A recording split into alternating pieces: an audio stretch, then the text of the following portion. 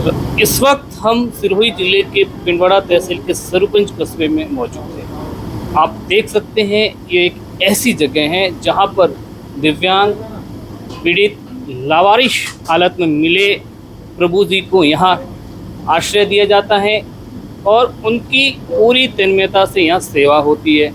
इस वक्त आप देख सकते हैं ये तो तस्वीरें आपके समक्ष है कि प्रभु जी अभी भोजन कर रहे हैं और ये जो मानव सेवा आश्रम सुरुकुंज में खुला है, इसके पीछे क्या पूरी कहानी रही, कैसे इसके संचालक जो हमारे साथ मौजूद हैं उन्होंने इसको शुरू किया, इसके पीछे क्या थी पूरी कहानी, उन्हीं के मुकाबिल से जानते हैं। सर्वप्रथम आपका खबर फास्ट में स्वागत है। जिग्नेश जी बताएं कि जो आपने ये पहल की है सिरोही डिस्ट्रिक्ट में मानव सेवा आश्रम, शब्दों से स्पष्ट गया है मानव यानी मनुष्य की सेवा और उनके लिए बनाया गया आश्रम। तो आपको ये प्रेरणा कहाँ से मिली और अभी वर्तमान में इस आश्रम में कितने लोग सेवारत हैं और आगे आपका आश्रम बढ़े, किस प्रकार का सहयोग मिल रहा है और क्या कठिनाइयाँ भी आपको आ रही है? तो सर मेरा नाम जिगर रावल है और मैं पहले सूरत में एसएम काम करता था और वहाँ पर पे 2017 से एसएम एक्टिविटी कर रहा था। और फिर मुझे लगा कि अपने जो गृह क्षेत्र है सिरोही जिला, यहाँ पे ये व्यवस्था नहीं थी कहीं पे भी। यहाँ आता था मैं घूमने के लिए कभी भी, तो काफ़ी सारे लोगों को देखा जो ऐसे परेशान और ऐसे दिन दुखी दिखते थे। तो फिर मुझे लगा कि भाई चलो एक प्रयास करना चाहिए, एक छोटा सी पहल करते हैं अगर देख करके। तो एक पहल के रूप में छोटा सा प्रयास किया था, पास वाला मकान रेंट पर लेकर के। तो पहले ही दिन मतलब 2 से 3 लोग दिखे, फिर 4 लोग 5 लोग, ऐसे करते करते बढ़ता गया। फिर ये वाली जगह अभी हमारे पास 31 लोग हैं और अभी तक 26 लोगों को हमने घर भेजा है लास्ट 7 महीने के अंदर, जो परिवार से बिछड़ गए थे। कोई 15 साल बाद गया, कोई 10 साल, कोई 20 साल बाद में। तो इस टाइप के काफ़ी सारे लोग हैं जो अपने परिजनों से बिछड़ जाते हैं और वो फिर इस आश्रम के माध्यम से उनके परिवार से पूर्ण मिलन हो जाता है। तो फिर हमारा ये रहा कि चलो इसको एक बड़ा रूपरेखा दी जाती है और बड़ा थोड़ा बनाया जाता है। तो अभी हमारा जो स्वरूपगंज रेलवे स्टेशन के पीछे इसका प्रॉपर तरीके से निर्माण हो रहा है, जहाँ एक साथ में कम से कम 100 लोगों को हम आसरा दे सकेंगे। इतनी बड़ी व्यवस्था कर रहे हैं इनके लिए। फिलहाल जो आप रेंट पर लेके इसको चला रहे हैं, किस प्रकार की कठिनाइयाँ आपके समक्ष आ रही है? क्योंकि जैसा मैं देख पा रहा हूँ विभिन्न प्रकार के लोग हैं, देश के कोने कोने से यहाँ आश्रय ले रहे हैं, कहीं इनके बीच में आपस में कई प्रकार की समस्याएं भी आती होगी।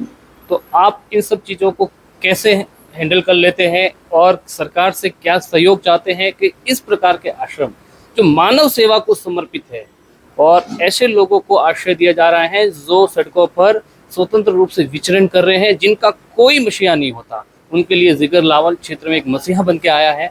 तो इस चीज़ को आप किस रूप में देखते हैं और सरकार से क्या कुछ सरकार चाहते हैं ताकि ये आश्रम और मजबूती से इनकी दुख दुखियों की सेवा भी कर सके और आपको जो कठिनाई आई है उसका समाधान भी हो सके? सरकार से तो यही एक अपील करेंगे कि भाई जो भी सरकारी सुविधा इससे रिलेटेड लगती हो तो हमें मुहैया कराई जाए, ताकि और आसानी से हम काम कर सकेंगे और ज़्यादा लोगों को इसका लाभ मिलेगा। अभी जितना हो पा रहा अपने से जो प्रयास हो रहा है, और आम पब्लिक जो है जैसे किसी का जन्म दिवस होता है वो लोग आते हैं, खाना खिलाते हैं, उन सब चीज़ों से भी चल रहा है। और यहाँ मेन क्या जगह सबसे कम है, छोटी जगह में इतने 30 लोगों को रखना सबसे बड़ी परेशानी। अब एक दूसरे की कोनी भी टच हो जाती है तो ये लोग लड़ते हैं आपस में, है ना। आज हम घर में भी होते हैं, 2 भाई होते हैं तो उसमें पास में बैठ के इतना वो चीज़ें करते हैं। ये तो एक दूसरे को नहीं जानते, अलग अलग प्रांत के लोग हैं जो एक दूसरे से घृणा भी करते हैं, काफ़ी सारी चीज़ें करते हैं। तो लड़ाई झगड़ा इनकी भी चलता रहता है। तो अभी जहाँ बन रहा है उसी को चीज़ में ध्यान रख करके बनाएंगे कि थोड़ा इनको खुला स्पेस मिले, अलग से अपने आप को टाइम दे सके, सारी चीज़ों को लेकर के ये करें।